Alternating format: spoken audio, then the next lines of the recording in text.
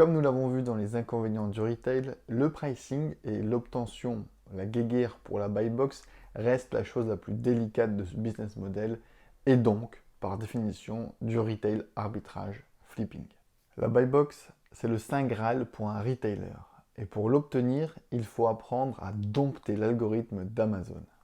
Voici ce qui influence l'obtention de la buy box selon Amazon. Vous demandez sûrement maintenant comment augmenter vos chances d'obtenir la boîte d'achat, la célèbre buy box. Et bien justement, on vient de recevoir un email de la part d'Amazon à ce sujet. Cher vendeur, l'objectif de ce dernier email est de vous aider à augmenter vos chances de gagner la boîte d'achat. Si vous avez suivi nos recommandations précédentes, vous devriez déjà avoir davantage de chances de gagner la boîte d'achat. Toutefois, n'oubliez pas que gagner la boîte d'achat est une tâche extrêmement concurrentielle. C'est ce que je vous disais précédemment. Qu'est-ce que la boîte d'achat? La boîte d'achat fait référence au bouton Ajouter au panier de la page détaillée d'un produit, qui permet aux clients d'ajouter des produits à leur panier. Cependant, sur le site d'Amazon, il est possible que les mêmes produits soient vendus par différents vendeurs. Ces vendeurs, ils sont éligibles et peuvent expédier le produit à l'adresse requise, sont en concurrence pour gagner la boîte d'achat pour le produit spécifique. En d'autres termes, ils sont en concurrence pour devenir le vendeur dont le produit sera finalement vendu au client. Ce processus se répète pour chaque achat d'un client.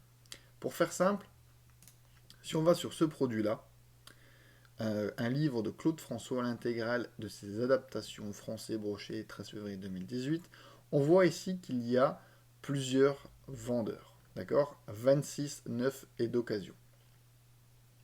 Mais ici, on voit que j'ai un bouton ajouter au panier, que la plupart des clients ils cliquent dessus, d'accord. C'est ce bouton-là qu'ils utilisent. Et en cliquant sur ce bouton-là, je vais ajouter un livre à mon panier, d'accord. Et ça sera le vendeur, le coin du livre, qui obtiendra la vente.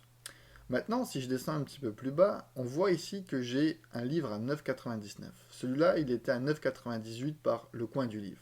Et ici, on a un 9,99 vendu par Top JMC France. Donc si je clique là-dessus, sur ajouter au panier, ça sera Top JMC qui va vendre le produit. Ok. Pourquoi est-ce que je ferais ça? J'en sais strictement rien. Il n'y a aucun client qui le fait. D'accord? Pourquoi? Parce que là, il y a une différence d'un centime. C'est pas grand-chose. Mais si on descend juste en dessous, il y a notre ami Galax qui vend le même livre à 11,67 €. Mais si je veux faire plaisir à Galax, j'ajouterai le produit en ajoutant au panier au niveau de son interface ici. D'accord? Lui, il n'a pas. Le but du jeu de la buy box, c'est vraiment d'être ici. D'accord? Pourquoi? Parce que les clients, ils cliquent ici. Ils ne vont pas voir les autres vendeurs ou les autres offres qui sont en dessous. Ça n'a aucun intérêt pour eux. Et je vous dis au même temps, la plupart des clients ne le savent même pas. Donc on revient sur l'email de la part d'Amazon. Comment devenez-vous éligible pour gagner la boîte d'achat? Les vendeurs dont les articles sont expédiés par Amazon sont automatiquement éligibles pour gagner la boîte d'achat. Donc en gros, quand vous faites du FBA, vous êtes automatiquement éligible pour obtenir la boîte d'achat.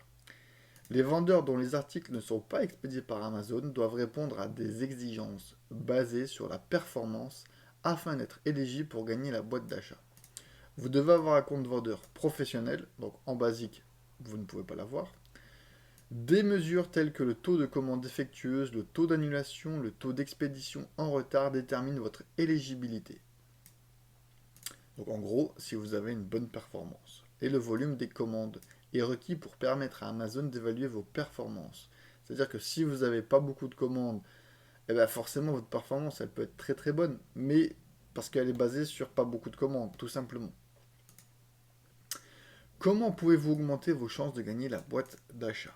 Fixez des prix compétitifs à vos prix, il est en numéro 1. Veillez à afficher des prix professionnels pour tous les produits. Sincèrement, je ne sais pas et je ne suis pas certain que le fait de proposer des prix professionnels impacte vraiment l'obtention de la buy box. Mais bon, c'est toujours mieux de le faire, je suis d'accord avec vous. Rester inscrit au service de gratuit de calcul de la TVA, pareil. Je vois pas vraiment pourquoi est-ce que quelqu'un qui est inscrit au service de la TVA impacterait la partie du pricing.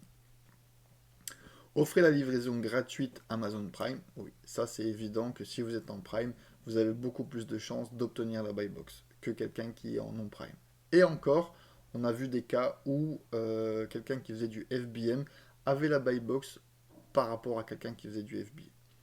Fournissez un très bon taux de service, ça c'est normal. Gardez du stock disponible et mettez régulièrement votre stock à jour.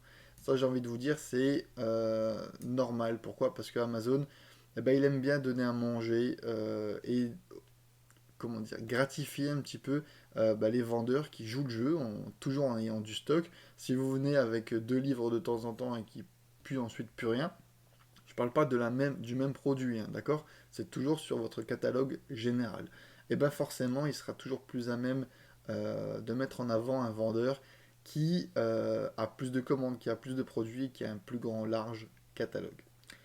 Proposer plusieurs options de livraison. Si vous êtes en Prime, j'ai envie de vous dire, il n'y a pas de problème. Conserver un niveau de performance élevé, homogène en tant que vendeur. Voilà. Donc obtenir la buy box se résume, selon moi et selon plusieurs vendeurs que j'ai contactés et à qui j'ai posé la question, en numéro un forcément le prix. Le prix, être le moins cher dans la majeure partie des cas, mais pas toujours, d'accord? Parce que c'est pas forcément le plus gros, le seul indicateur qui fait que vous obtenez la buy box, d'accord? Donc, aller faire la guéguerre des prix, oui, ça c'est évident, d'accord? Mais si vous avez une performance toute pourrie, j'ai envie de vous dire, vraiment très très nulle, même si vous êtes le moins cher, vous n'obtiendrez pas forcément la buy box. En numéro 2, l'ancienneté de votre compte, d'où le fait de commencer rapidement.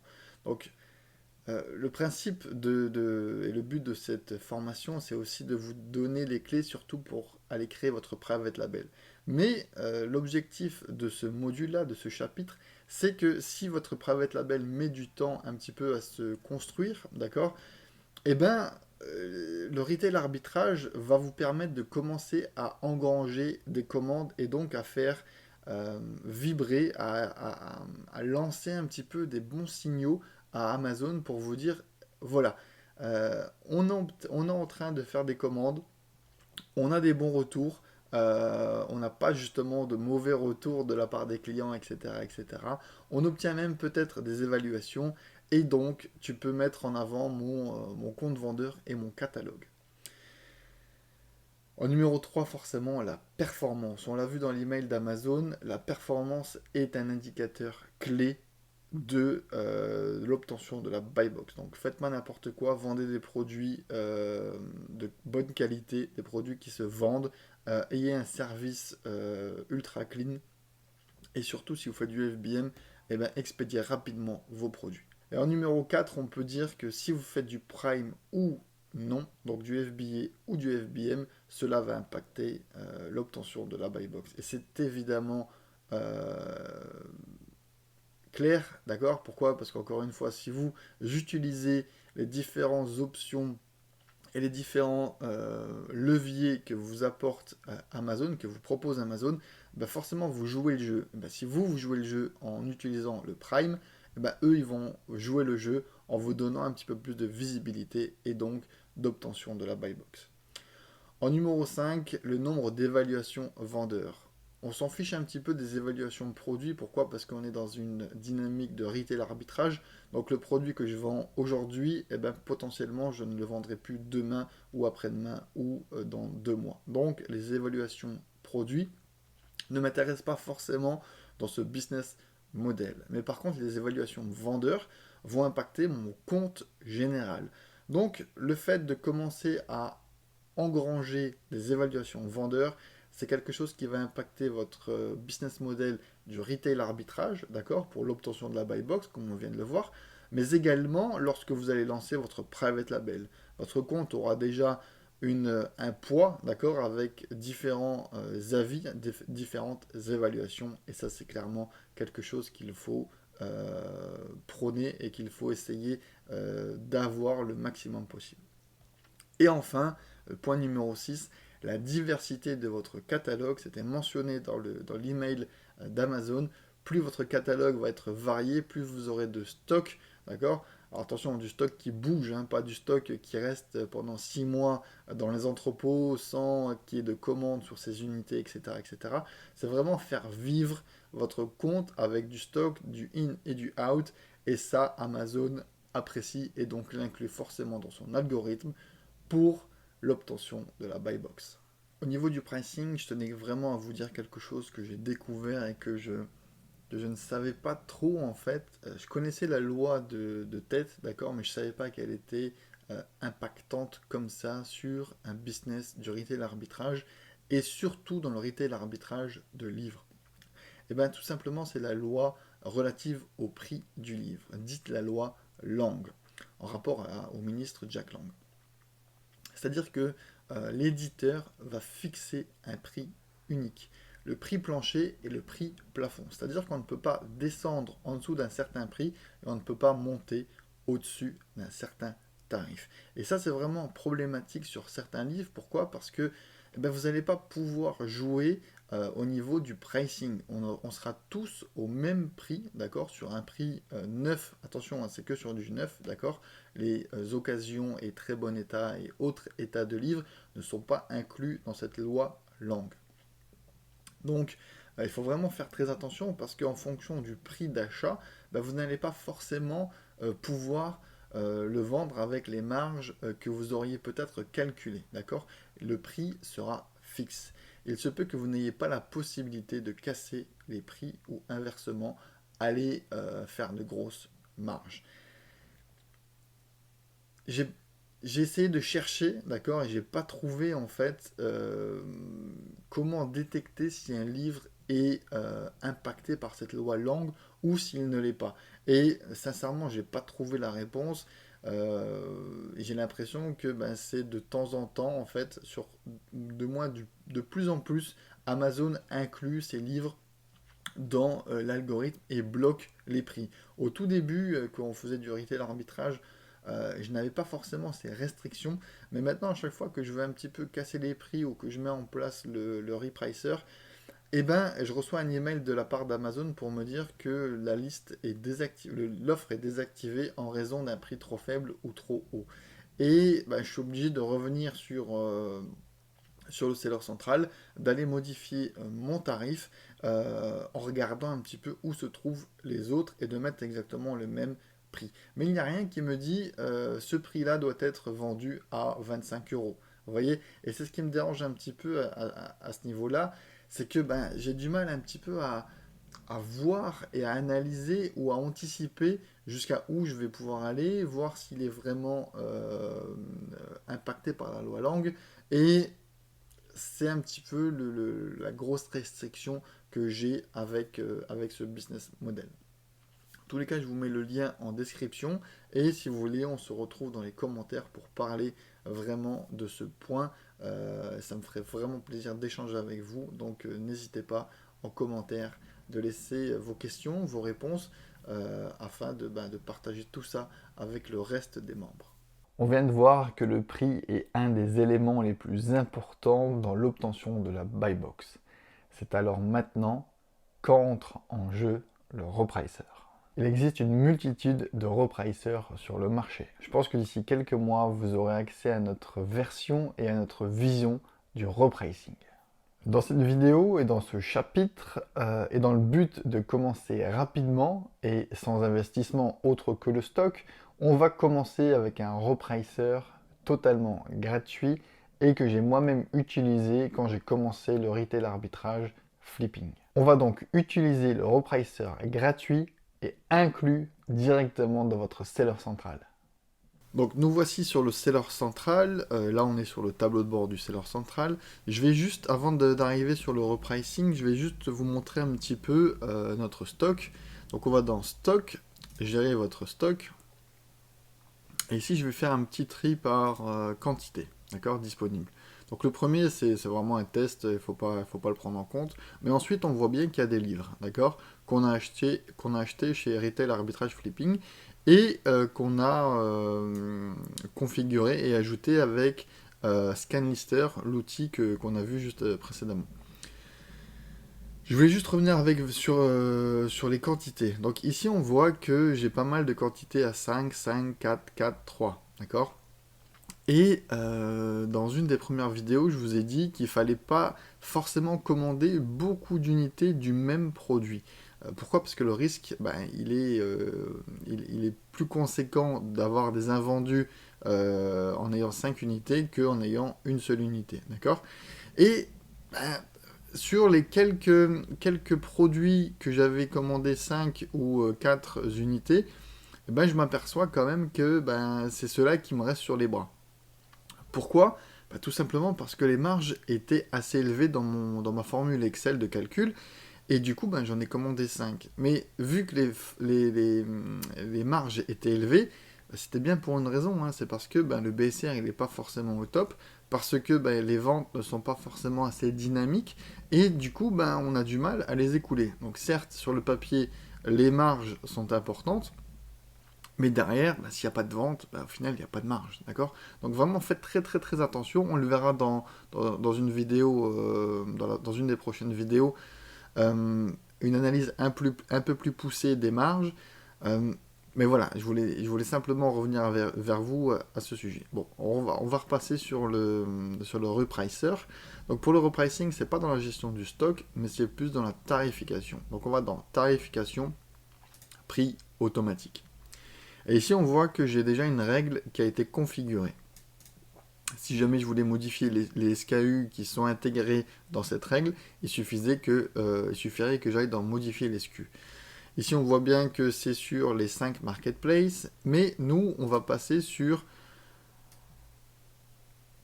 la création d'une règle d'automatisation des prix. Donc là, si vous n'en avez pas encore ajouté, vous créez sur règle d'automatisation. Sélectionnez une règle. On a plusieurs choix.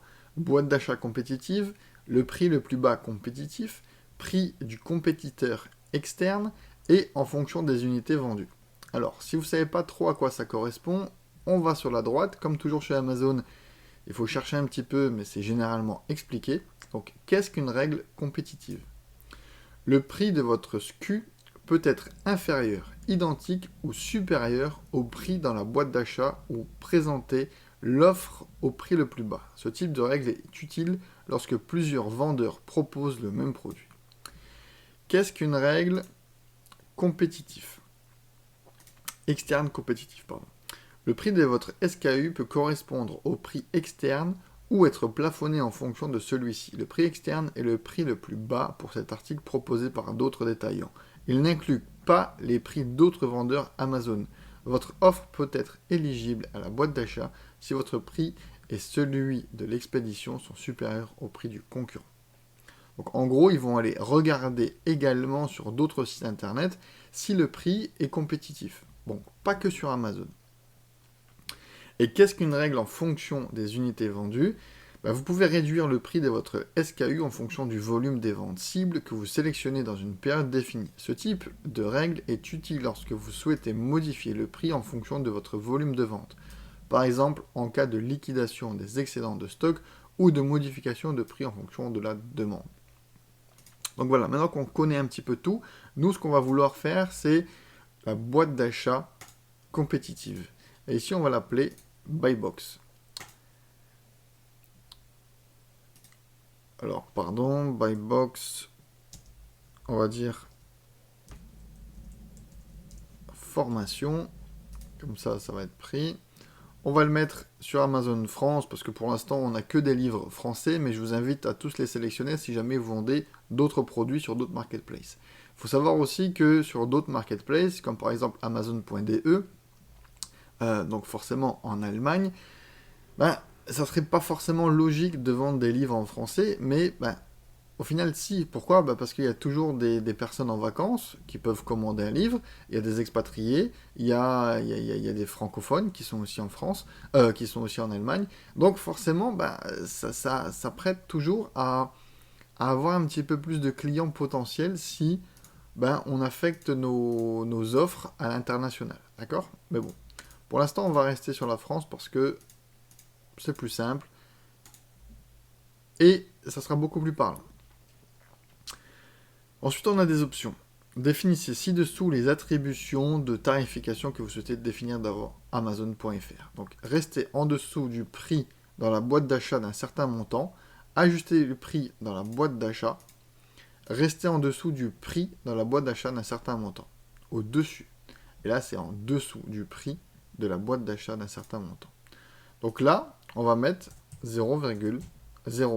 Comme ça, il va s'adapter à 1 centime en dessous de celui qui a la boîte d'achat. Toutes les offres, quel type d'offres voulez-vous comparer sur Amazon? Toutes les offres sur Amazon avec le même ASIN et le même état. Évidemment, je ne veux pas comparer, je ne veux pas qu'il aille me faire du repricing sur un état autre que neuf, parce que moi, mes livres, ils sont neufs, d'accord? Souhaitez-vous également comparer avec des prix en dehors d'Amazon? Alors ça, c'est quoi? C'est les prix externes. C'est ce qu'on vient de dire tout à l'heure. Donc la majorité des clients Amazon achètent l'offre en vedette boîte d'achat. Les offres peuvent être présentées lorsqu'elles ne sont pas tarifées de même manière compétitive par rapport à d'autres détaillants sélectionnés en dehors d'Amazon. Donc c'est-à-dire que Amazon, encore une fois, comme on l'a vu tout à l'heure, il va regarder si le prix est le plus bas sur Amazon, mais également sur d'autres sites internet. D'accord? Moi, je vais mettre non. Pourquoi? Parce qu'un vendeur qui est sur Amazon et qui cherche un livre, j'ai envie de vous dire, il est certainement en prime, il n'a pas envie de se casser la tête à aller sur un autre site internet, ou s'il avait voulu comparer, il aurait tapé ça dans Google. D'accord? Donc là, il est sur Amazon, et nous, on va être le moins cher sur Amazon, et pas dans tous les sites du monde. D'accord? Souhaitez-vous continuer la modification des prix si vous mettez à jour votre prix ailleurs dans le seller central? Donc ça veut dire quoi? Ça veut dire que si jamais, pour une raison X ou Y, je voulais modifier mon prix en dehors ou one shot ou parce que j'ai analysé quelque chose et que je voulais le modifier, est-ce que le repricer continuerait son travail? Eh bien moi je vais dire oui, je veux que la modification continue. Pourquoi? Parce que si je l'ai forcé à un certain prix, eh ben je veux qu'ensuite la modification continue parce que je vais certainement oublier d'aller vérifier, et le but du repricing c'est que je mette en place l'automatisation et que je l'oublie complètement. Et au final, on a un résumé de notre règle. Donc, résumé de votre règle Buybox formation dans Amazon FR.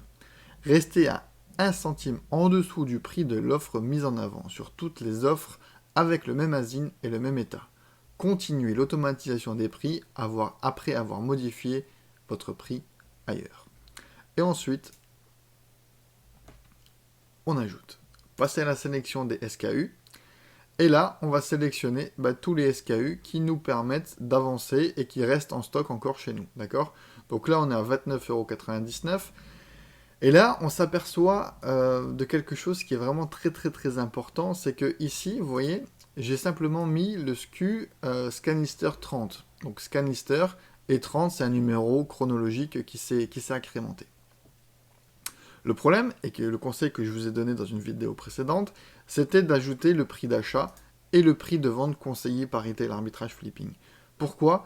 Comme ça, ça pouvait me donner mon prix minimum sur lequel je peux vendre et mon prix maximum conseillé, j'ai envie de vous dire, avec 5 ou 10 € supplémentaires si jamais vous voulez monter et qu'il y a un grand coup à faire, si jamais il n'y a vraiment plus personne qui est en stock, qui est positionné sur ce même livre, d'accord?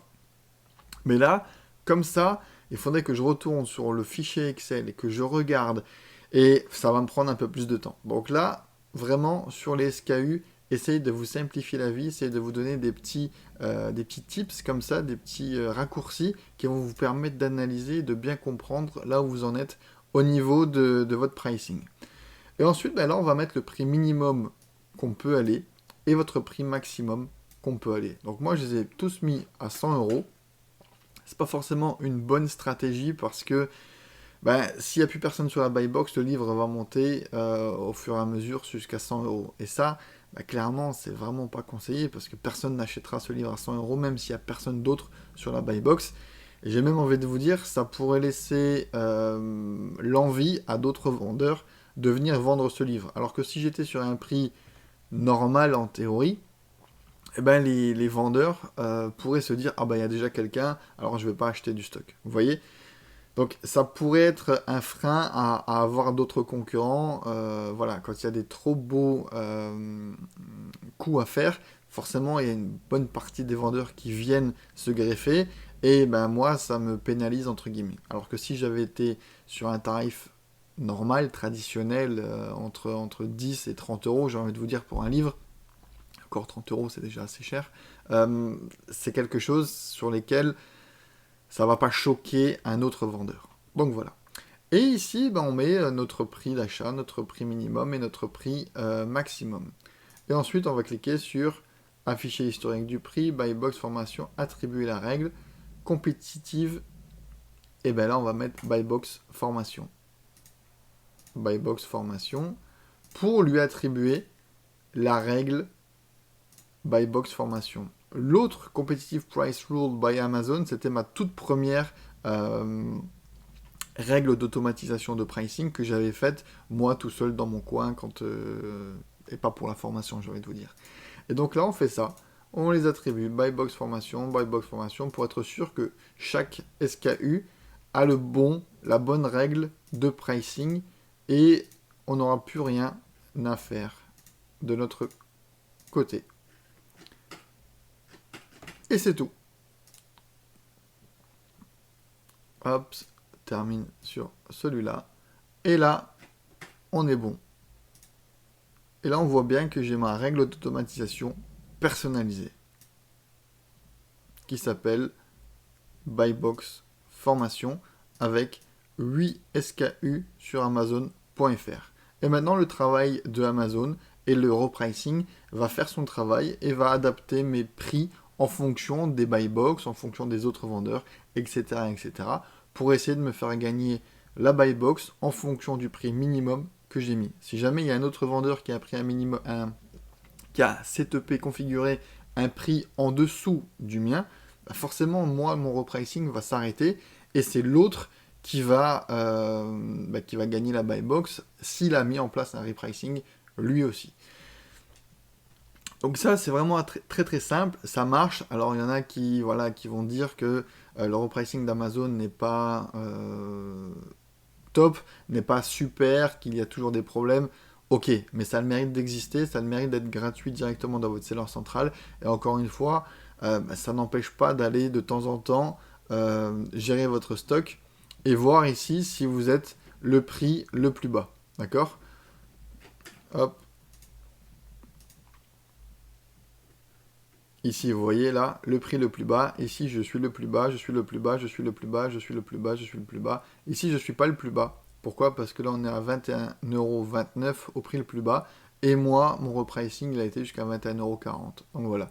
Ici, je suis à 55€ pour ce grand Robert coffret numérique pour PC ou Mac. Voilà, il m'en reste que un. Il me semble que j'en avais acheté 3 ou 5 de mémoire. Donc c'était plutôt bien parti. Et là, on voit que je suis bien le plus bas. Et tout ça, en fait, je vais regarder pourquoi j'ai pas la buy box, pourquoi je suis pas le plus bas. Là, on voit qu'il y a une erreur de prix trop bas potentiel. C'est certainement qu'il y a une restriction de la loi Lang et que je me suis mis à 9,98 alors que le prix le plus bas autorisé pour ce livre-là, c'est 9,99€. Donc il faudrait ici que je vienne mettre 9,99€, que j'enregistre et normalement je devrais avoir la buy box.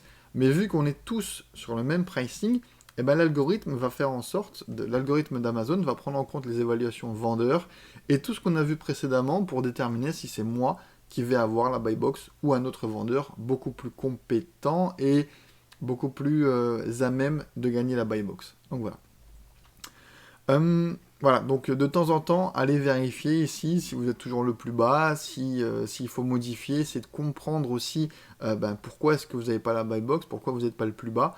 Voilà, encore une fois, il faut que votre stock bouge, qu'il vive, et le but du jeu, c'est de vendre un produit. Alors, certes, de faire des marges, mais il faut que ça parte, quoi, parce que garder un produit, vous voyez, celui-là, le Michael Jackson, ça fait quelques semaines que je l'ai en stock. Honnêtement, ça commence un petit peu à me gonfler de le voir, et je vais payer des frais de longue durée. Donc, à un moment, il va falloir que je fasse quelque chose, soit que je le détruise, soit que je le brade, si j'ai la possibilité à cause de la loi Lang, ou alors que je le fasse rapatrier à ma maison, au bureau, pour que ben, je le vende d'une autre manière, soit dans une brocante, soit sur eBay, soit en le donnant, ou n'importe quoi, d'accord? Donc voilà, donc ça c'est vraiment très important de temps en temps, même si vous avez un repricing mis en place, d'aller checker sur la gestion du stock si ben, tout se passe bien, etc., etc. Néanmoins, on m'a conseillé Sunpricer, donc c'est Galax, un très gros vendeur en retail, qui utilise Sunpricer parce que bah, pour lui, le repricer d'Amazon n'est pas assez robuste avec son expérience. Donc il m'a conseillé Sunpricer. Voilà, j'ai aucune expérience là-dedans. Sincèrement, encore une fois, vu les tarifs, c'est quelque chose d'assez onéreux. Alors attendez, je sais plus. Bon, voilà, il le mentionne pas, mais Galax m'a dit que c'était assez cher. Euh, à vous de voir si vous voulez vraiment partir sur quelque chose de robuste, que le retail arbitrage c'est quelque chose qui vous plaît, qui vous passionne et dans lequel vous voulez investir. Alors il vous faudra investir dans un repricer un peu plus poussé que celui du seller central, je pense. Il en existe des dizaines sur le marché. Euh, Éventuellement en lien, je vais vous mettre quelques liens que je vais trouver, que je vais demander s'il y a vraiment des personnes qui le conseillent certains repricers ou certains d'autres à éviter complètement. Donc voilà, je vais essayer de vous mettre ça juste en dessous de la vidéo.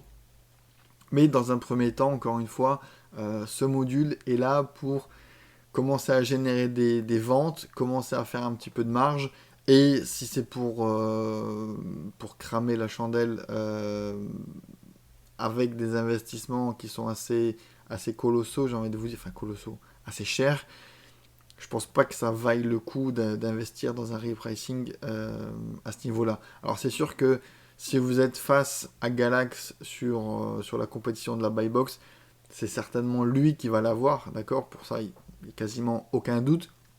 Mais une fois qu'il a vendu ses 3 ou 4 exemplaires, eh ben, c'est vous qui allez ramasser la buy box. Donc voilà, à un moment, il faut aussi se dire, j'ai pas la buy box tout de suite, mais s'il n'y a pas 50 millions de vendeurs, eh ben, ils vont tous écouler leur stock. Ok, si le BCR est bon, donc il y a une dynamique au niveau des ventes, eh ben, vous allez avoir la buy box si vous n'avez pas acheté 15 ou 20 unités. Voilà, encore une fois, essayez de diversifier au maximum.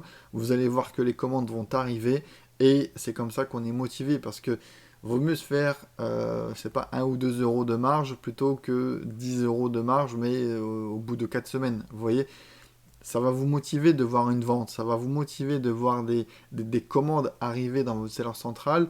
euh, et c'est quelque chose qui va vous dynamiser, vous booster. Donc voilà, ça c'est un effet, ça pourra avoir un bon effet sur votre mindset en vous disant, ok, ça fonctionne, je fais pas beaucoup de marge, mais je génère de l'utilisation et de l'expérience sur le seller central, j'active des bons signaux pour l'algorithme d'Amazon, et je vois que ça fonctionne en fait, tout simplement.